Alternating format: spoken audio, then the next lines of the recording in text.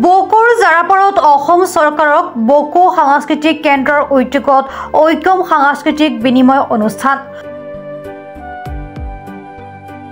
অসম চৰকাৰৰ সাংস্কৃতিক সঞ্চালকালয়ৰ অধীনস্থ বকো সাংস্কৃতিক কেন্দ্ৰৰ উদ্যোগত ঐক্যম সাংস্কৃতিক বিনিময় অনুষ্ঠান বকোৰ জাৰাপাৰাস্থিত পূৰ্ণচন্দ্ৰ দাস প্ৰাথমিক বিদ্যালয়ৰ প্ৰাংগণত অনুষ্ঠিত। এই অনুষ্ঠানৰ বন্তি প্ৰজ্বলন কৰি শুভাৰম্ভ কৰে বকো সংগীত মহাবিদ্যালয়ৰ অধ্যক্ষ নগেন কলিতাই। উদ্বোধনী অনুষ্ঠানটোত উপস্থিত থাকে ৰাভা হাছং সাহিত্য সাহিত্য পৰিষদৰ কাৰ্যবাহী সদস্য সুমিত ৰাভা, দক্ষিণ কামৰূপ ছোৱালী মহাবিদ্যালয়ৰ অধ্যক্ষ ডক্টৰ নৰকান্ত অধিকাৰী, নিখিল ৰাভা মহিলা পৰিষদৰ সভানেত্ৰী ললিতা ৰাভা, পূৰ্ণচন্দ্ৰ দাস প্ৰাথমিক বিদ্যালয়ৰ প্ৰধান শিক্ষক হৰিচন্দ্ৰ কলিতা। অনুষ্ঠানত আদৰণি ভাষণ আগবঢ়াই বকো সাংস্কৃতিক কেন্দ্ৰৰ উন্নয়ন বিষয়া মনোজ বৰুৱাই।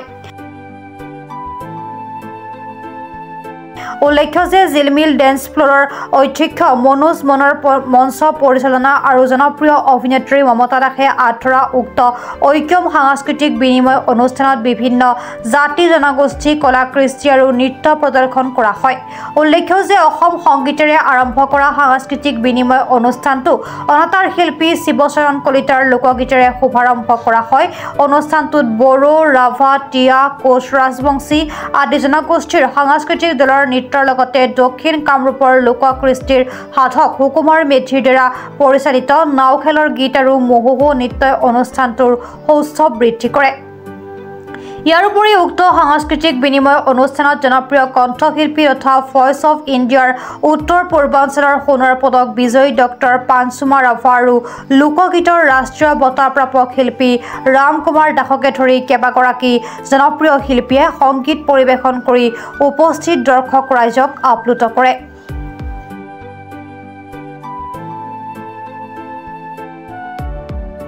অসম চৰকাৰৰ সাংস্কৃতিক পৰিক্ৰমা বিভাগে অসমৰ বিভিন্ন জাতি জনগোষ্ঠীৰ নিজা নিজা কৃষ্টি সংস্কৃতিবোৰ এটা জনগোষ্ঠীৰ কৃষ্টি সংস্কৃতি আন এটা জনগোষ্ঠীক দেখুওৱাৰ উদ্দেশ্যে বা এটা অঞ্চলৰ কৃষ্টি আন এটা অঞ্চলত প্ৰচাৰ কৰাৰ উদ্দেশ্যেৰে এনেধৰণৰ সাংস্কৃতিক বিনিময় কাৰ্যসূচী মাজে মাজে কৰি আহিছে।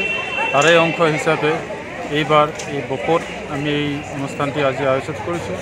ইয়াত আমাৰ কেইবাটাও জনগোষ্ঠী যেনে ৰাভা, বড়ো, কোচ ৰাজবংশী, তিৱা, কাৰ্বি, লগতে আমাৰ থলুৱা দক্ষিণ কামৰূপীয়া কৃষ্টি সংস্কৃতি, আমাৰ বিহু আদি অনুষ্ঠানৰ দ্বাৰা এই অনুষ্ঠানটো সজাই পৰাই তোলা হৈছে, যাতে আমাৰ ৰাভা ভাইসকলে বড়োবিলাকৰ বা কাৰ্বি ভাইসকলৰ কৃষ্টি সংস্কৃতি তেওঁলোকে চাব পাৰে, নিজে বুজিব পাৰে বা ভৱিষ্যতে সেই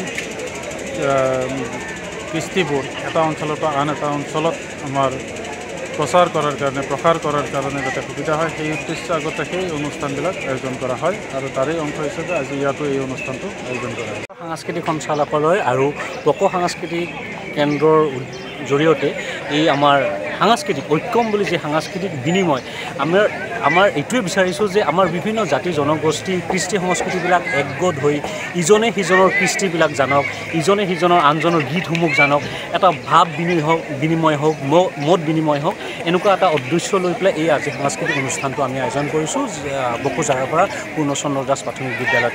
আমি আশা কৰিছোঁ আগন্তুক দিনত আপোনালোকৰ সকলো ৰাইজৰ সহায় সহযোগিতা আৰু যি এই ঐক্যম বুলি যি অনুষ্ঠানটোৱে আমি এইটোৰ মাজেৰে বাতাবৰণ এইটোৱে দিব বিচাৰিছোঁ যাতে আমি সমন্বয় ভেটি গঢ়ি পেলাই আমাৰ সাংস্কৃতিক কলা কৃষ্টিসমূহ যাতে আমি জীয়াই ৰাখিব পাৰোঁ, এই আমাৰ বাতাবৰণ। আমি আশা ৰাখিম অনাগত দিনত এনেকুৱা ধৰণৰ ভাল ভাল কাৰ্যসূচী আমি কৰি যাম। চমৰীয়াৰ পৰা সাইফুল ইছলামৰ ৰিপৰ্ট, প্ৰাত টাইম ডিজিটেল।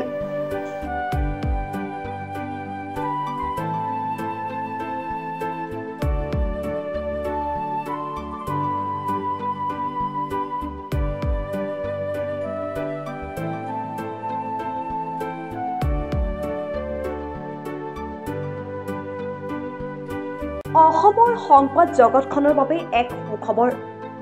নৰূপ নহাজাৰে প্ৰায় ৩০ বছৰীয়া অভিজ্ঞতা পুষ্ট সাপ্তাহিক কবচ পুনৰ এবাৰ ৰাজ্যৰ মাজলৈ। স্বত্বাধিকাৰী প্ৰণীতা কলিতাৰ দ্বাৰা প্ৰকাশিত আৰু অমৰজ্যোতি প্ৰিণ্টাৰ্ছ, গুৱাহাটী কমাৰ্চ কলেজৰ বিপৰীত ফালে মুদ্ৰিত। আমাৰ ঠিকনা মুখ্য কাৰ্যালয় অসম ফৰেষ্ট স্কুল, হৰি মন্দিৰ পথ, গুৱাহাটী। আৰু অস্থায়ী কাৰ্যালয় কলিতা মাৰ্কেট বিজয়নগৰ কামৰূপ অসম মোবাইল নং 9435114666 আৰু 7024722813 মেইল আইডি probhatiahom@gmail.com